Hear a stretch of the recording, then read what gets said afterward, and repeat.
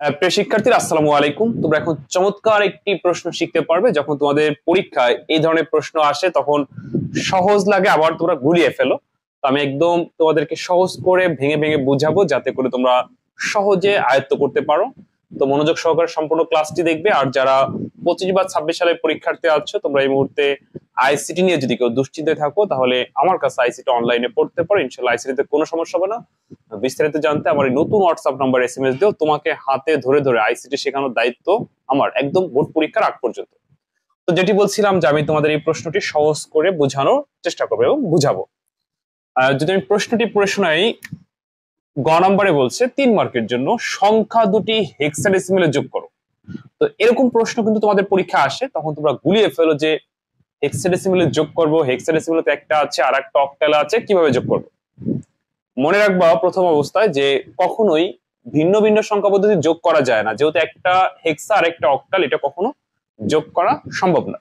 তো সেক্ষেত্রে যেই পদ্ধতিতে যোগ করতে বলবে, যেহেতু হেক্সাডেসিমেলে যোগ করতে বলছে, তাহলে এই অক্টালটাকে তোমাকে হেক্সাডেসিমেলে কনভার্ট করে তারপর যোগ করতে হবে।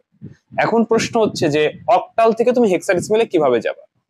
তোমরা সবাই কম বেশি জানো যে অক্টাল থেকে হেক্সাডেসিমেল বা হেক্সা থেকে অক্টালে সরাসরি যাওয়া যায় না। তো সেক্ষেত্রে তুমি যে কোনো একটা সংখ্যাকে মিডিয়া হিসাবে ব্যবহার করতে পারো। চাইলে দশমিক হয়েও যেতে পারো, চাইলে বাইনারি হয়েও যেতে পারো। তবে দশমিকের চাইতে বাইনারি হয়ে যাওয়াটা সহজ, কারণ বিটের সাহায্যে তুমি কনভার্ট করতে পারবে।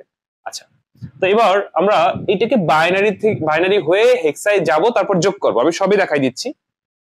কিন্তু আরেকটা প্রশ্ন তোমাদের, যে এই পয়েন্ট যখন থাকে তখন তোমরা গুলিয়ে ফেলো। তো এই কারণে আমি বলছিলাম যে মনোযোগ সহকারে সম্পূর্ণ দেখলে আমি সুন্দর করে তোমাদেরকে বোঝাতে পারবো। আর যারা 25 বা 26 সালে পরীক্ষার্থী, বিশেষ করে 25 সালে যারা, তাদের কিন্তু হাতে একেবারে সময় কম। যতটুকু সময় আছে এতটুকু সময় ইনশাল্লাহ আমি তোমাদের আইসিটি কমপ্লিট করে দিতে পারবো। বিস্তারিত জানতে আমার নতুন হোয়াটসঅ্যাপ নম্বর এসএমএস দিও। আচ্ছা, যেটি বলছিলাম যে এইটাকে আমরা প্রথমে কি করবো বলতো, বাইনারিতে নিব। তো যেটা আছে ঠিক হুবহু দেখে দেখে আমরা তুলবো উত্তর লিখে, যে 47.56 সমান দিলাম। আমরা নিব হচ্ছে বাইনারিতে। আমরা জানি যে অক্টাল আর বাইনারি হচ্ছে 3 বিটের সম্পর্ক। 3 বিট কি, 4 2 1। এবার 4 বানাতে কি প্রয়োজন, শুধু 4 প্রয়োজন, 2 প্রয়োজন না, 1 প্রয়োজন না।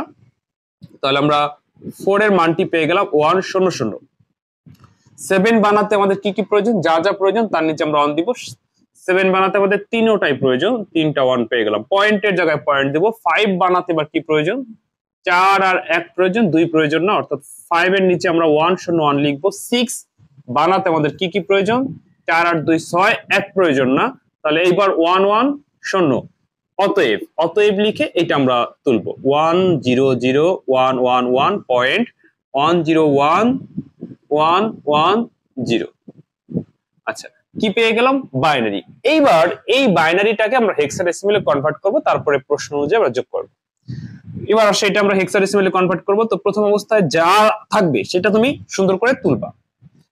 সরি, আচ্ছা, 100.111.10110।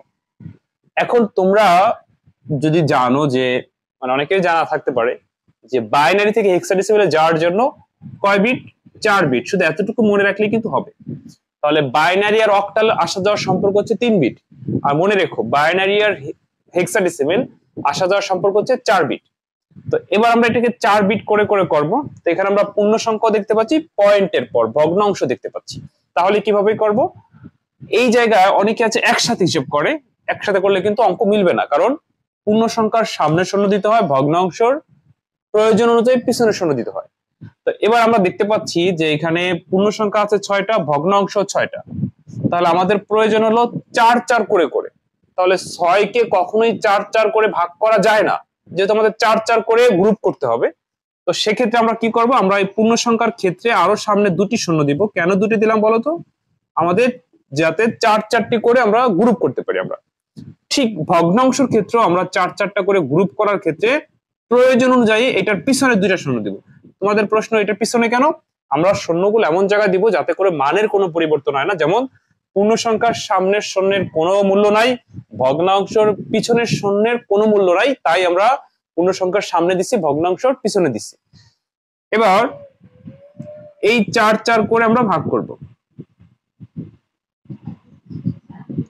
এবার এটা সমান কত, এটা সমান কত, এটা সমান কত, এটা সমান কত আমরা জানি না এবং মুখস্থ করবো না, আমরা বিটের সাহায্যে বের করব। এটা ধরে এটার নিচে বসাবো, 0 0 1 0, অর্থাৎ এখানে পেয়ে গেলাম 2। পরে 0 1 1 1, তাহলে এখানে কত পাচ্ছি বলতো, যার যার নিচে 1 1 তাকে তাকে যোগ করব। তাহলে এখানে 4 2 1 এর নিচে 4 2 6 1 7, পয়েন্টের জায়গায় পয়েন্ট, এইখানে যদি আমরা বসাই 1 0 1 1, এই জায়গায় এই লাইনে কত পাচ্ছি বলতো, যার নিচে 1 তাকে তাকে যোগ করো, 8 এর নিচে 8, 2 10 আর 1 11 বি। এরপরে 1 0 0 0, এই জায়গায় শুধু 8 পাচ্ছি। তাহলে অতএব 27.B8 ফলাফল পেয়ে গেলাম হেক্সাডেসিমেলে।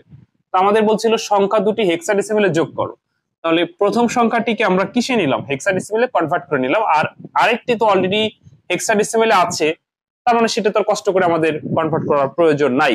তো এইবার আমরা এতটুকু করার পরে নিচে লিখবা সংখ্যা দুটি হেক্সাডেসিমেলে যোগ করা হলো। আমার যেহেতু নিচে জায়গা নাই, আমি পাশের যোগটা করাই দিচ্ছি। তাহলে প্রথম সংখ্যা হলো এই যে এরকম, যে 27.B8, দ্বিতীয় সংখ্যা হচ্ছে F7.B5। এখন আমরা হেক্সাডেসিমেলে যোগ করে দিলেই কিন্তু 3 এ 3 পেয়ে যাব। আচ্ছা, তাহলে এবার যোগটা করি। তোমরা চাইলে ভিডিওটি পজ করে নিজেরা করো, পরে আমার সাথে মিলাতে পারো, তাহলে কি হবে, তোমার যাচাই হয়ে যাবে আসলে তুমি যোগ পারো কিনা। আচ্ছা, এবার আসো, রেডি? মনে করলাম যে তোমাদের করা হয়ে গেছে, এখন আমার সাথে সমাধান মেলাও। 5 আর 8 যোগ করলে কত হয়, 8 5 13। আমরা যোগের ক্ষেত্রে দুটি কথা তোমাদেরকে মনে রাখতে বলছিলাম, যে রাশিগুলোর যোগফল যদি বেজের ছোট হয় তাই বসে যাবে। তাহলে 8 5 13, বেজ 16, 16 ছোট তাই 13 13 বসে যাবে। তো 13 মানে হচ্ছে ডি, আমরা সবাই জানি, এখানে হাতে থাকবে না। এরপর বি মানে 11, বি মানে 11, 11 11 22। তো প্রশ্ন হচ্ছে বেজ 16 কত বসাবো, 22 এর কি 2 না, 22 থেকে 16 বাদ দিবা, 22 থেকে 16 বাদ দিলে কত হয় 6, বসলো 6, 16 বাদ হওয়ার কারণে হাতের 1, আর পয়েন্টের জায়গায় পয়েন্ট সবসময় সোজা বসে যায়, পয়েন্ট কখন এলোমেলো হয় না। আচ্ছা, হাতের 1, তাহলে দেখো 7 আর 7 14 আর 1 15, 15 মানে এফ, এই জায়গায় কিন্তু হাতে থাকলো না, কেন, যতক্ষণ পর্যন্ত বেজ বাদ না হবে ততক্ষণ পর্যন্ত হাতে থাকবে না। তো এখানে হাতে নাই, 15 15 বসে গেল। পরেরটা হচ্ছে এফ মানে 15 আর 2 মানে তো 2, তো 15 2 17, এবার 17 এর কত বসবে, এবার কিন্তু বেজের উপরে চলে গেছে।